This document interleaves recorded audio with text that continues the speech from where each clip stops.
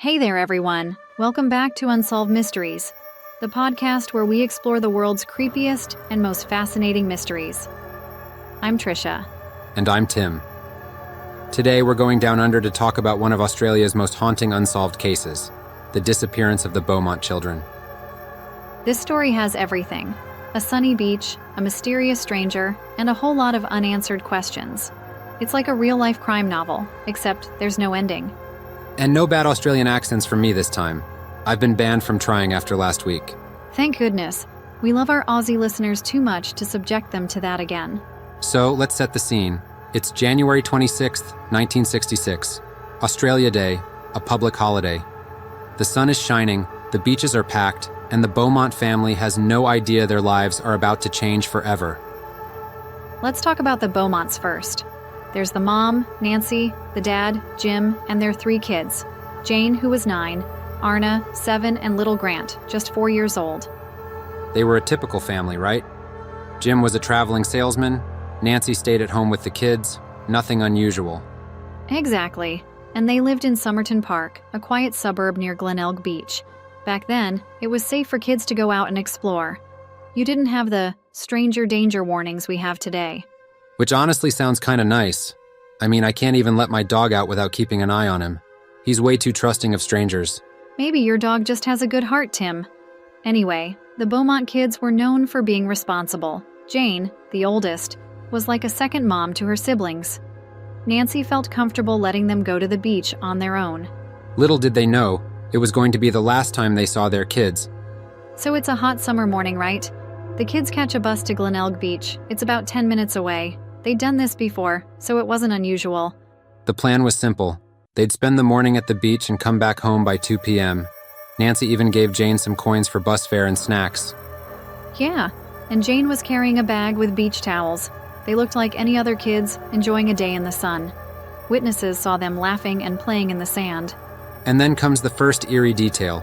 Witnesses also saw them with a tall, thin man. Blonde hair, maybe mid-30s. He was playing with the kids, even helping them build sandcastles. Which seems harmless, right? But then again, would you trust a random adult building sandcastles with your kids? Depends. If he's using a shovel and bucket, maybe. If he's sculpting a full-blown sand mansion, I'd have questions. Like, where did you learn this? Fair, but seriously, witnesses said the kids looked comfortable with him. They didn't seem scared or upset. And this man is the key to the mystery. Whoever he was, he's the last person known to be with the Beaumont kids. So 2 p.m. rolls around. Nancy is expecting the kids back, but they don't show up. At first, she's not too worried. Maybe they missed the bus. Yeah, kids lose track of time all the time. But by 3 p.m., Nancy starts to panic. She calls Jim, who rushes home. Together, they head to the beach to look for them. But the beach is packed. It's Australia Day, remember? Thousands of people are out. The Beaumonts comb the area, but there's no sign of their kids. That's when they call the police. And let me tell you, the police back then were on it. They launched a massive search, land, sea, and air. They even brought in scuba divers to search the ocean. But here's the thing. They found nothing. No clothes, no belongings, no footprints leading away from the beach. It was like the kids had vanished into thin air. And this is where the theories start, right? Let's talk about the mysterious man again. Witnesses said they saw the kids leaving the beach with him. They were holding hands, which is odd, unless they knew him. Or unless he was really good at convincing kids to trust him. Remember, this is the 1960s. People didn't talk about child predators the way we do now. Exactly. Some people think he might have been someone the kids had met before. Maybe even a family acquaintance. But if that's the case, why hasn't anyone come forward? It's been almost 60 years. Here's another creepy detail. Later that day, a local shopkeeper reported that Jane had come in with her siblings and bought some snacks. She used a £1 note, which her parents said she didn't have when she left home. So where did the money come from? Did the man give it to her? That's what most people think. It's one of the few clues we have, but it raises more questions than answers. Like, was this part of some plan? Did he lure them away with treats and money?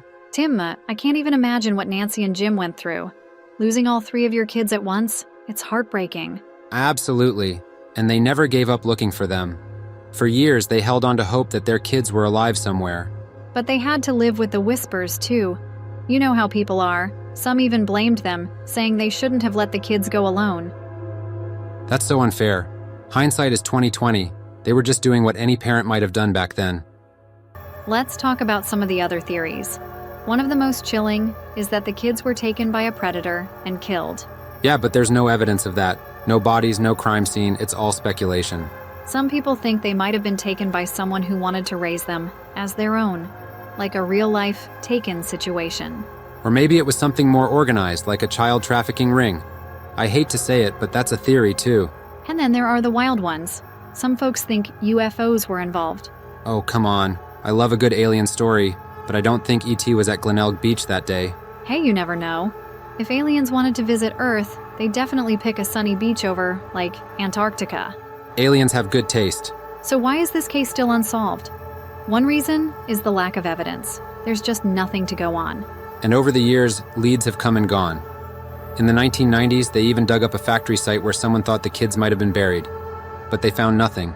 It's frustrating. Every time people think they're close to an answer, it turns into a dead end. This case changed Australia. It made people more cautious. Parents started keeping a closer eye on their kids. It also led to changes in how missing children cases are handled. The Beaumont's tragedy wasn't in vain. And their story continues to resonate. It's a reminder of how fragile life can be and how important it is to protect the most vulnerable. So Tim, if you were a detective in 1966, how would you crack this case? Easy. I'd bring snacks to the beach and see who shows up. Who can resist a good sandwich? You'd be the worst detective ever. But hey, maybe that's why you're on this podcast with me and not solving crimes. Guilty as charged. Jokes aside, the disappearance of the Beaumont children is one of the most haunting mysteries out there. We may never know what happened, but their story deserves to be remembered. Absolutely. Thanks for joining us today, everyone. If you've got thoughts, theories, or just want to say hi, drop us a message. And don't forget to tune in next time for another episode of Unsolved Mysteries. Until then, stay curious, and maybe hold your kids' hands a little tighter.